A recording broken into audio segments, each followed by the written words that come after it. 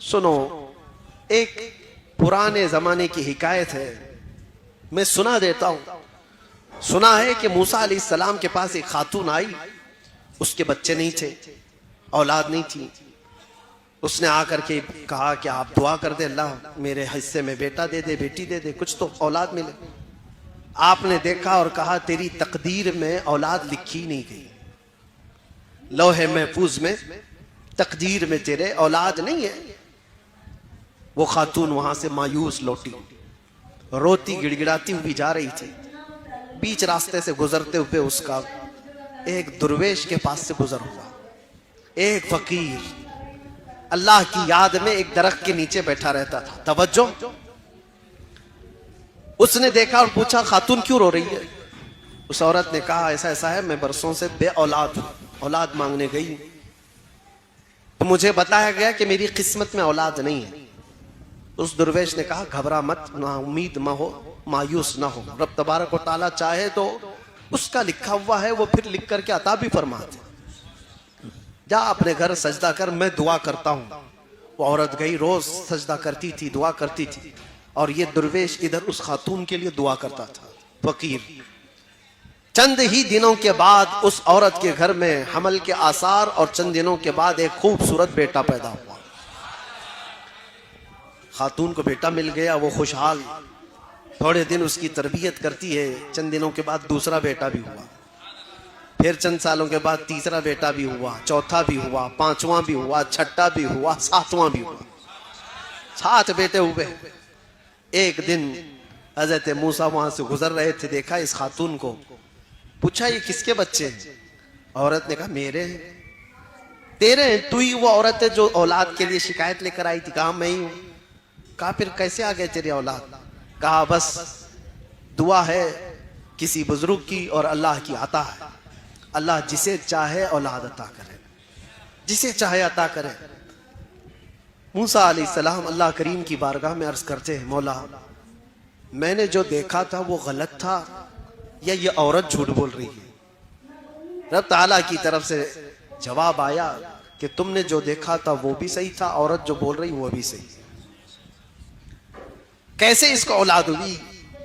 रब तबारक व तआला ने फरमाया कि मूसा एक चाकू लो और एक बर्तन लो और जाओ अपनी उम्मत में से लोगों को पुकार कर कहो अपने जिस्म का एक टुकड़ा काट करके अल्लाह को दे दे। वो बनी इसराइल कौम है, बड़ी नाफरमान। मूसा अलैहिस्सलाम अपनी कौम के पास आए, अल्लाह का हुक्म है ये। चाकू लेकर के एक थाल में कहा कि जिस्म का एक टुकड़ा काट करके दे दे। सब इधर उधर भागने लग गए। आज ये टुकड़ा मांग रहे हैं, कल कलेजा मांगेंगे। जिस्म काट करके देने वाले जिगरे बहुत कम लोगों के होते हैं, कौन करेगा?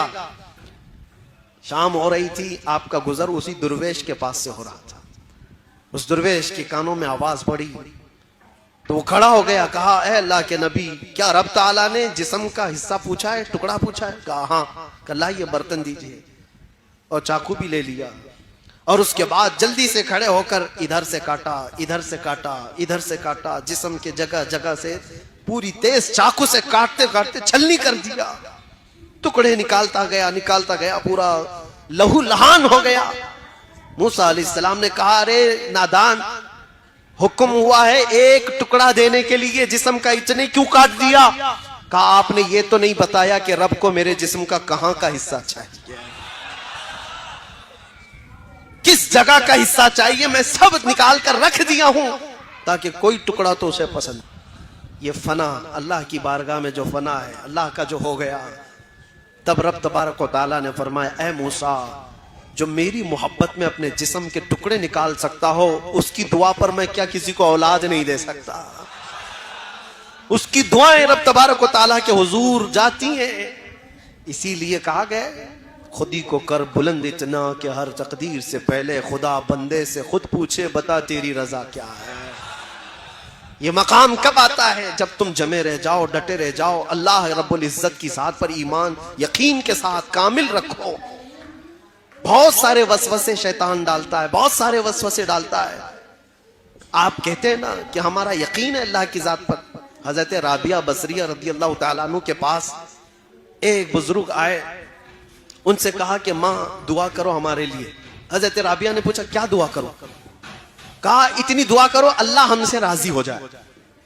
हजरत राबिया ने कहा इतनी बड़ी दुआ, इतनी बड़ी दुआ करवा रहे हो मुझसे, पहले ये तो बताओ क्या तू भी अल्लाह से राजी है? क्या तू भी अल्लाह से राजी है? उस बुजुर्ग ने कहा माई कैसी बात कर रहे हो, कौन है भला दुनिया में जो अल्लाह से भी नाराज रहेगा? कौन है जो अल्लाह से भी नाराज रहेगा?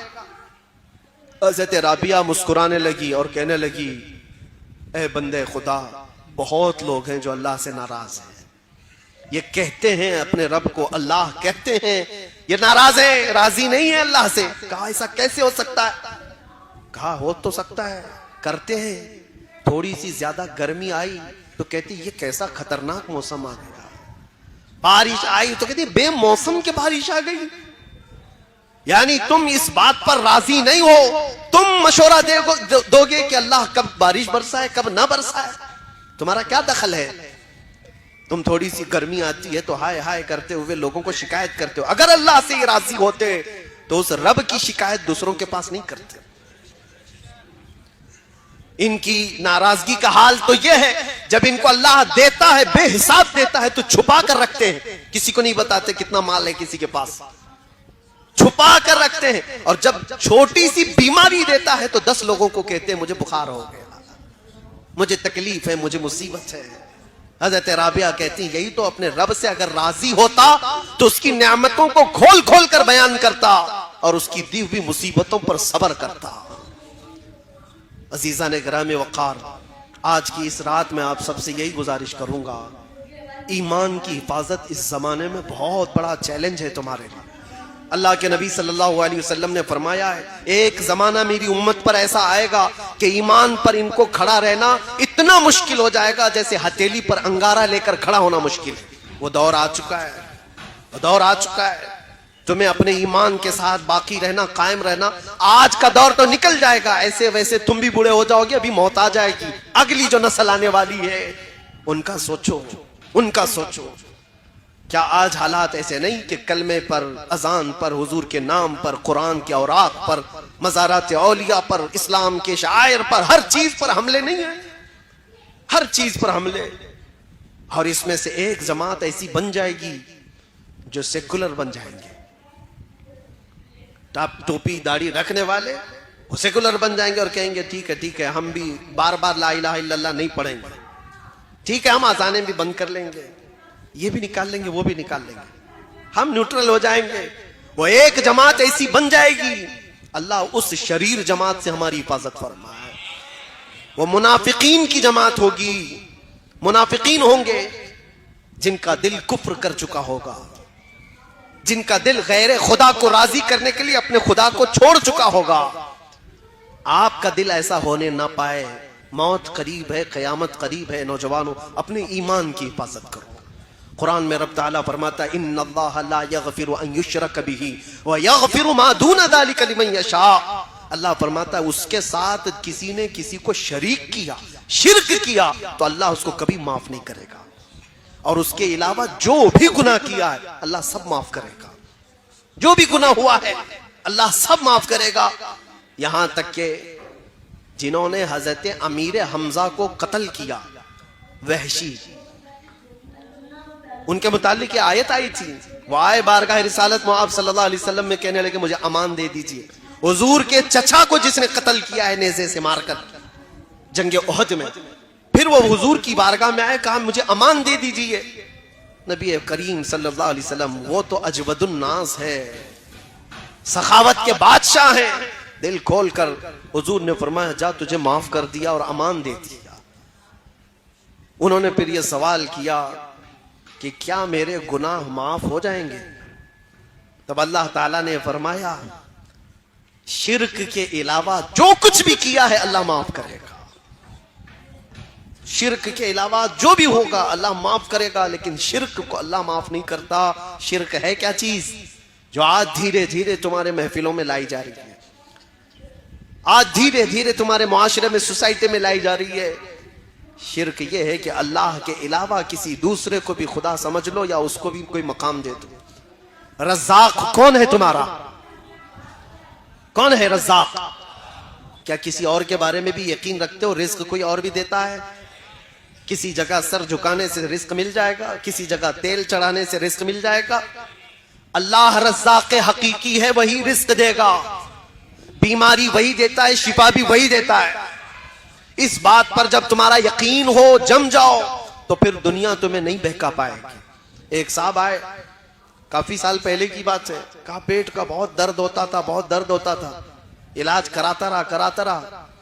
एक साधु मिले, उन्होंने इलाज कर दिया। मैंने कहा कैसे? कहा गाय का मूत्र पिला के। माज़अल्लाह रब्बिल आलमीन, उससे सही कर दिया। मैंने कहा नादान, तुझे पता नहीं ये हराम चीज में शिफा कैसे हो सकती? ला शिफा अफिल हराम, हराम में शिफा नहीं है। कहा हो गया।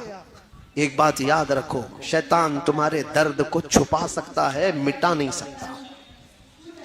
तुम्हारे दर्द के ऊपर पर्दा डाल सकता है, लेकिन जड़ से खत्म नहीं कर सकता। वो बीमारी अंदर होगी, ये तुम्हें धोखा देने के लिए किया गया है कि बीमारी खत्म हुई। हकीकत में हर बीमारी से शिफा सिर्फ अल्लाह की जात अता करती है। डॉक्टर भी जरिया होता है, डॉक्टर भी और दवाई भी जरिया होती है। बाज लोग हमसे कहते हैं कि काफी साल पहले यही सेम जुमलों पर एक मॉडर्न आदमी ने मैसेज करके कहा था कि मौलाना आप कहते हैं अल्लाह शिफा देता है, अल्लाह शिफा देता है। कहाँ है? बीमार होते हो तो हॉस्पिटल जाते हो। मैंने उनसे पूछा अच्छा तुम्हारे हिसाब से कौन शिफा देता है? कहा डॉक्टर। उसने कहा डॉक्टर। मैंने उनसे कहा ठीक है, मैं एक बीमार को लाता हूं और डॉक्टर को यहां बिठा देना, देखता हूं डॉक्टर देखता रहे, मरीज अच्छा हो जाता है। कहा नहीं, दवाई देता है। कहा फिर डॉक्टर कहाँ है? वो तो दवा सही कर रही है, वो तो दवाई सही कर रही है। और अगर दवाई चली गई तब भी मैं कहूंगा, अगर उसका हाजमा सही नहीं था, दवाई निकल गई तो वो भी असर नहीं कर रही है। बहुत सारे मामलात हैं शक व शुबा पैदा करने के लिए, लेकिन एक बात याद रखो, ये सब चीजें जरिया हैं हकीकी शिफा।